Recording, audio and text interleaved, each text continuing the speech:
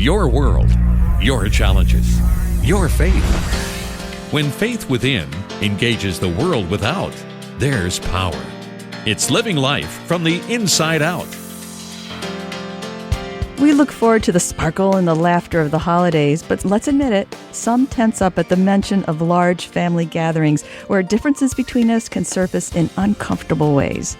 To talk with us about this today is licensed professional therapist Dr. Chet Weld. Chet's been a Christian therapist in Tucson, Arizona for 42 years, where he's also served 2 churches as the director of counseling. His first book, titled God is in the Crazy, is scheduled to come out at the end of the year.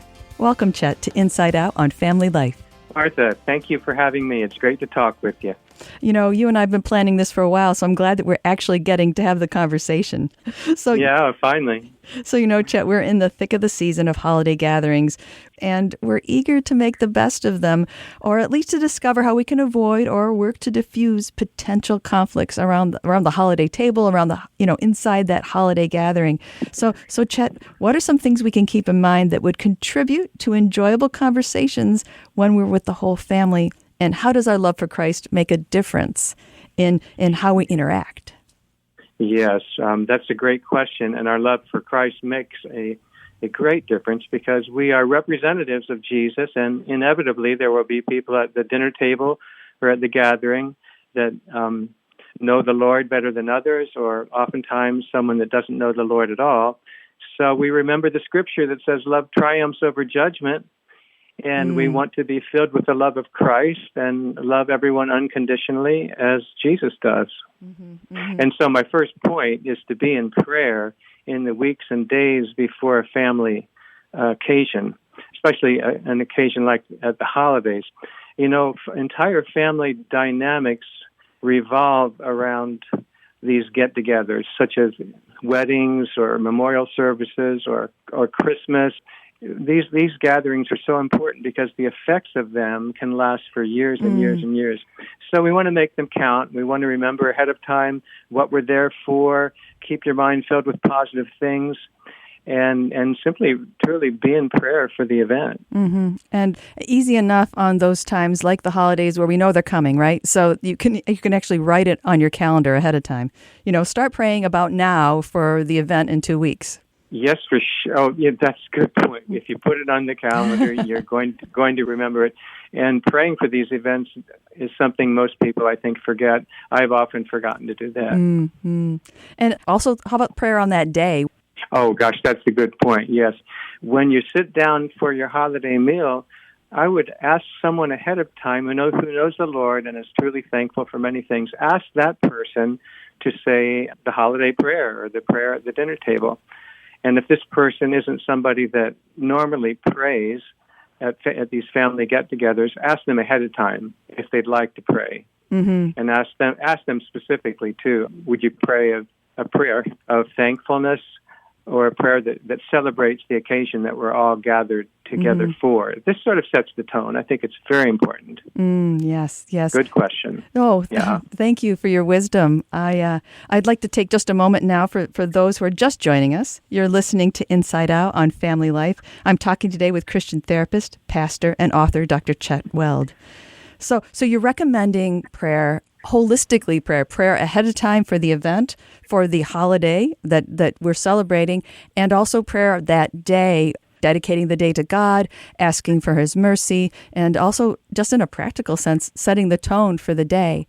What other tips or what other wisdom can you pass along to us who are anticipating getting together with family?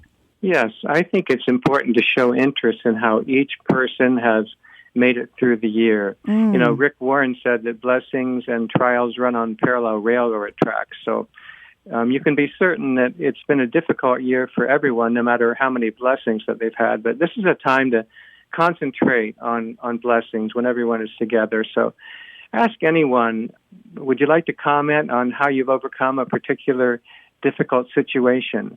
And inevitably, some people will actually be able to tell you, oh, wow, yes, I had this answer to prayer. I had this trial that I didn't expect to overcome, but I did, and somehow I've made it through so far, and I'm doing okay, and here I am. What a way of sharing the Thanksgiving that person has personally, so that you all could be thankful for that, right?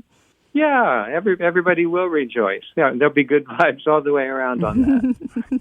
Yeah. And what else? What else could we keep in mind, do you think? I guess for gatherings that some people actually dread. Yes. Ask if anyone would like to comment on what they're thankful for. And I think that you might ask someone else to do that. I mean, you don't want to be like the general of the dinner table, So that's another thing to strategize ahead of time for. Just to ask someone that you're close to, could you bring up the whole subject of what people might be thankful for? And this kind of conversation stimulates memories of positive things for everyone, because everybody can think of something that they're thankful for, even if they've had a very, very difficult year, and especially this last year and the times we're living in. It's been a difficult year in some ways for everyone, as I've said. Yeah, I think that can definitely be a common denominator around the table or in the room. But I like the way that you're emphasizing showing genuine interest in others and their stories and what they've been through, and let them share that. Isn't that the truth? Yeah. When I'm in couple counseling, I suggest that the couples hold a crown over each other's head. Think the best, believe the best. Jesus holds a crown over our heads. So everyone, as you're looking around the dinner table, just picture a crown over everybody's head. Oh, my. The image of God is in all of us, right? So look for the image of God in people. Hold a crown over their head and think the best about them. And they'll feel it, as we said at the very beginning. So is there something else, Chet, that we could do around the table, or when we're sitting in small groups, in a living room, something else that we can bring to the conversation that would be helpful? Yes, there's one more thing that I think can help the conversation stay positive, focused, and be an encouragement. You can ask, or have someone else ask, what's the one thing you have control over that can make things go a little bit better in the next year? Inevitably, as I've said before, people are going to be able to think of something they have control over. In counseling, I ask people to think about what's in your circle of influence and what's in your circle of concern. So now you're asking people, what's in your circle of influence? And there are going to be a few things. Yes. I mean, what a way to build other people up, as well as get to know more about what's going on with them, too. Oh, for sure. Yeah, you'll get to know each other and build the relationships if all goes well, and if you've been praying and just doing these 5 points. Yeah. Well, thank you, Chet. Thank you for these word pictures and these very strategic and in some ways simple ways for us to enter into family gatherings with an opportunity to make it as positive as possible. So thank you, Chet, for joining me here today on Family Life and for your wisdom. What a joy. Thank you so much for having me, Martha. Yeah. My guest has been Christian therapist and author Dr. Chet Weld, whose first book is due out at the end of 2022. I'm Martha Manikas Foster with Inside Out on Family Life.